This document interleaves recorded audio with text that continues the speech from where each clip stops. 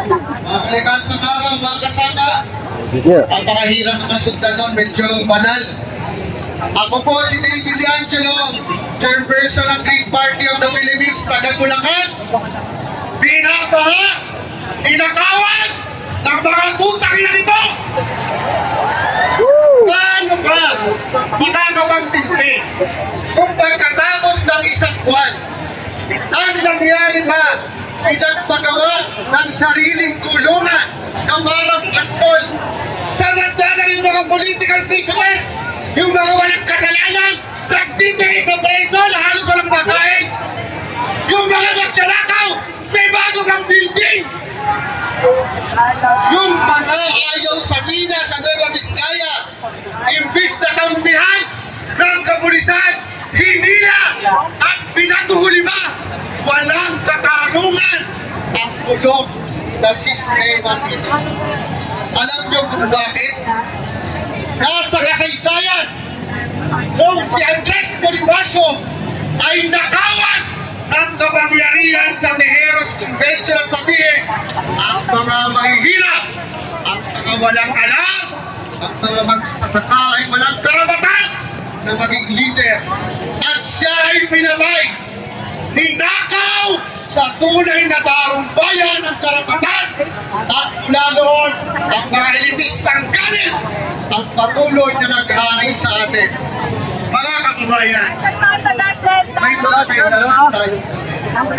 Una, kailangan na natin baguhin ang sistema nito.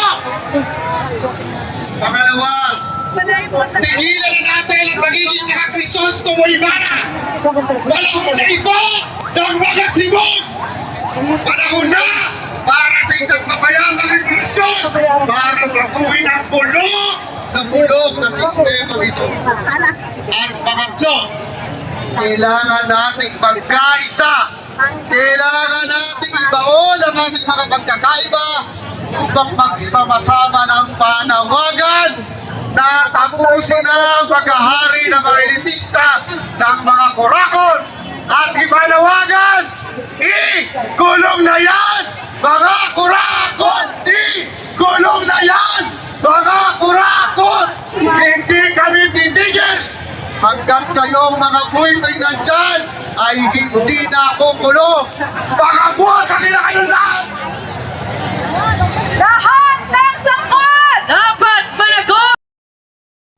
Mga kasama, 6 na bagyo na ang dumaan. Ilang buwan na tayong inuulan at binabaha. Pero, meron na bang nanagot sa mga pahirap sa atin? Meron na bang kinulong? Mga kasama, pistulan ng Green Rigudon ang mga nasa Kongreso, Senado at Malacanang para tayong araw-araw na nanonood ng telenovela. Meron pang mga umiiyak, hindi mo alam kung ikaw ba ay nanonood ng drama o comedy. Para tayong patahimikin, naghain sila ng Investigative Commission for Infrastructure Projects para pagtakpan kung ano ang tunay na nangyayari. Sapagkat hanggang ngayon, meron pang may alam sa atin kung ano ang nangyayari sa ICI. Ang alam natin dahil nakuna ng media ang litrato nang pumasok ang isang opisyal ng US Embassy. Aba, nakikialam pa yata sa kung ano ang magiging resulta ng investigasyon. Papayag pa tayo! Bukas na bukas sila sa mga merkado. Pero sa atin, nakatiklop, nakasarado ang pintuan. Ang masahol pa, nananatili ang 4 barrel sa 2026 budget.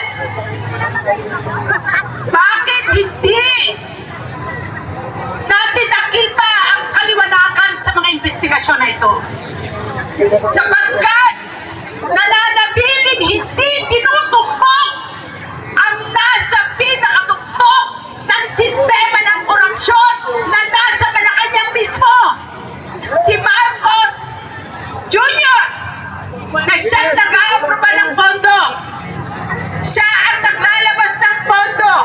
Siya ang nag-aaproba sa mga congressional insertions.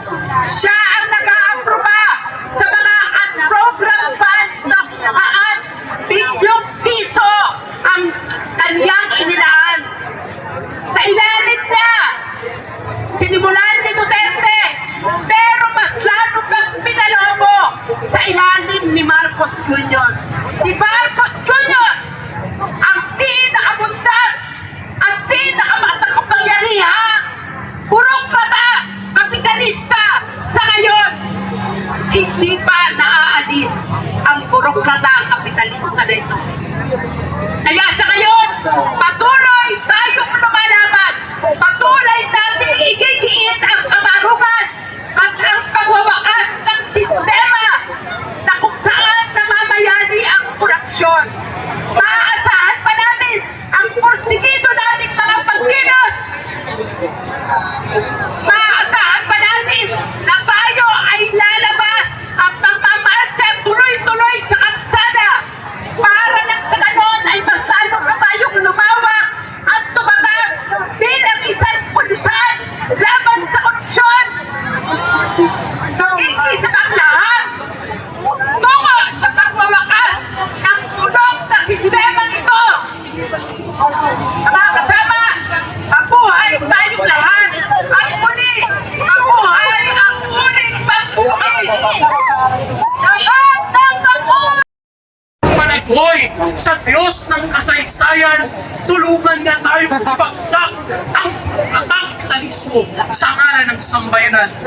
Kaya't wala nang landasin ang bawat Kristiyano at kababaang Kristiyano, kundi ang pakilahok sa pakikibakan ng sambayanan na sa makabagong testamento nag-aanyaya ang katawan ng pananampalataya na dapat tayong ay pilos upang mapaniwala ang lahat sa lilikha, lumaya upang mapawi lahat ng uri ng pagsasamantala at ang pangalan ng Juan Kabanata 10, talata 10, ang lahat ay mabuhay ng may ganap at kasiyasiyan. Kaya naman ang ating panawagan, lahat ng sangkot dapat managot!